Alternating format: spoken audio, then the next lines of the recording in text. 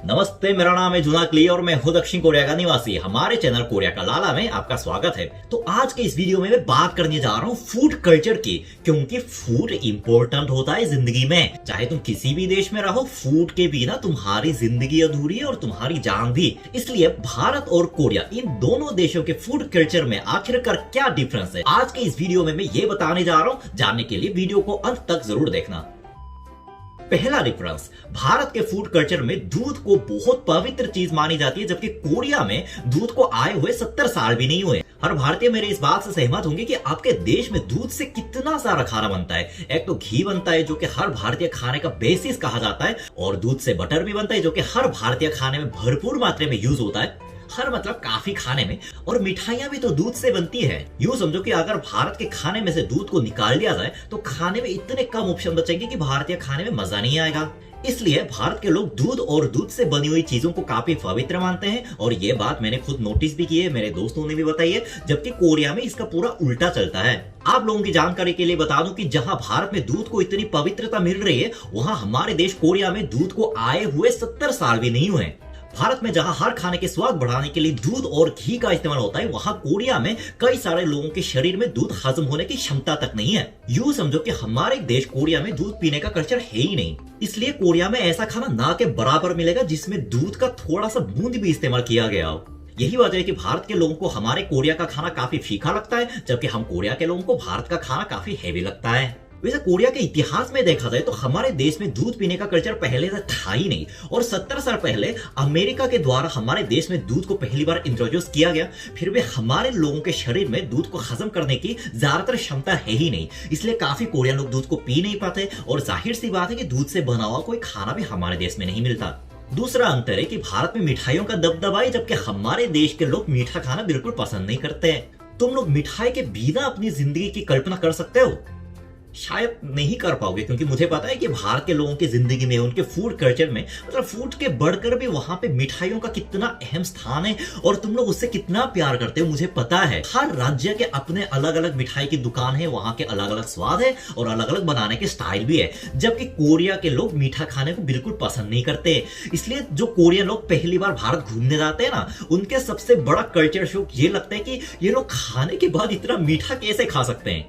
मैंने भी जब पहली बार गुलाब जामुन ट्राई किया तो कसम से हमारा ऐसा रिएक्शन था कि अरे तो ससुरा इतना ज्यादा मीठा है कि हमने मुंह में पता नहीं कहाँ ठूस देला।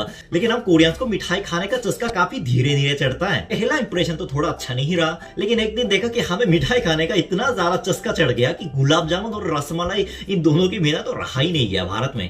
एक अफसोस ये है कि कोरिया में गुलाब जामुन तो बिकता है जो कि बड़ा महंगा है, और रसमलाई बनाने वाला तो कोई है ही नहीं, इसलिए मैं ठंडे ठंडे रसमलाई को बहुत ज्यादा मिस करता हूँ। तो तुम में से कई लोग सोच रहे होंगे कि अगर कोरिया में मिठाई है ही नहीं, मतलब मिठाई खाने का अगर कल्चर है ही नहीं, तो कोरिया लोग मुंह मीठा करने के लिए क्या खाते हैं। तो इसका भी डिफरेंस मैं बता देता हूँ कि जैसे भारत में कुछ खास त्योहार पर या किसी के जन्मदिन पर मिठाई बांटी जाती है, वैसा कल्चर कोरिया में है नहीं। हमारे देश में किसी के शुभ दिन होने पर हम मिठाई के अलावा कोई और चीज गिफ्ट करते हैं, या सीधे कैश ही दे देते हैं, या फिर खाने के बाद हम डिजर्ट के तौर पर या तो कुछ नहीं खाते, या ज्यादातर कोरियन लोग कॉफी पीना पसंद करते हैं।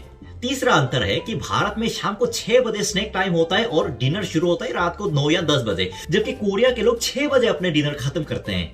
जब मैं पहली बार भारत गया था तब ये चीज में मुझे काफी शॉकिंग लगी कि हमारे कोरिया में 6-7 बजे डिनर करते हैं। वैसे तो काफी बार मैं अपने दोस्तों के साथ भी घूमता था और उनके घर पे भी रुकता था, तो 6-7 बजे मुझे भूख लगना शुरू हो जाती है, लेकिन उनको देखो तो खाने की तरफ मानो उनकी कोई भूख ही नहीं है। तो एक दिन मैंने पूछा कि अरे तुम लोग कितने बजे डिनर करते हो, तो सोचा अरे भाई अभी 8 बजे है ना, 9 बजे डिनर बनाना शुरू करेंगे।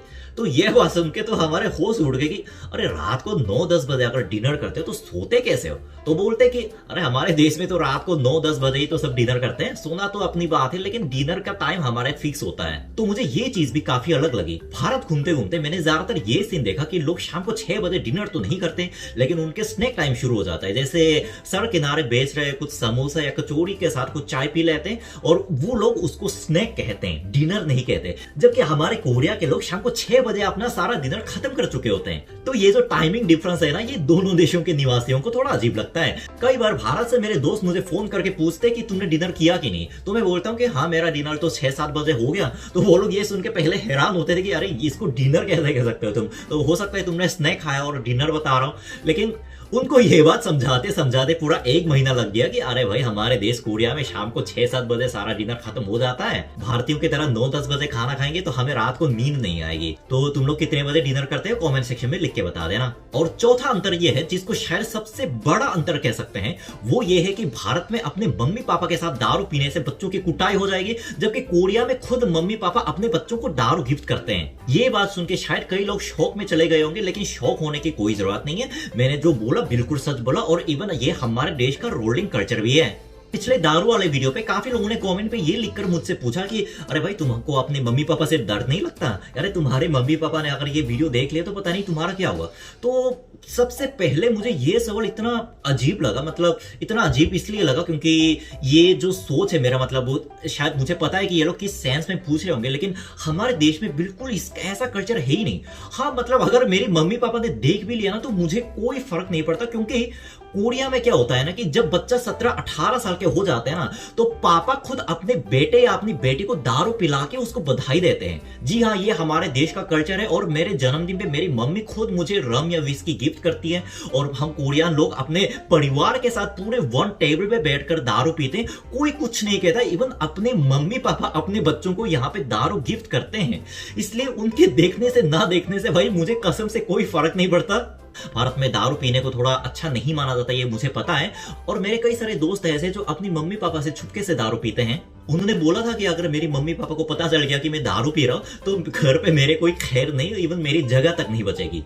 लेकिन मैं बता रहा हूं कि हमारे देश कोरिया में दारू पीने को लेकर कोई कुछ नहीं कहता। तुम अपने मम्मी पापा के साथ बैठकर पी सकते हो, तुम सड़क पे बैठ के दारू पी सकते हो, तुम अपने प्रोफेसर के साथ दारू पी सकते हो, तुम अपने बॉस के साथ दारू पी सकते हो, तुम अकेले दारू पी सकते हो, या फिर तुम अकेले पत्थर पे बैठ के दारू पी सकते हो, कोई कुछ नहीं कहता। क्योंकि कोरिया में दारू इतना ज्यादा कॉमन चीज है ना कि लोग उसको एसेंशियल थिंग समझते हैं अपनी लाइफ का।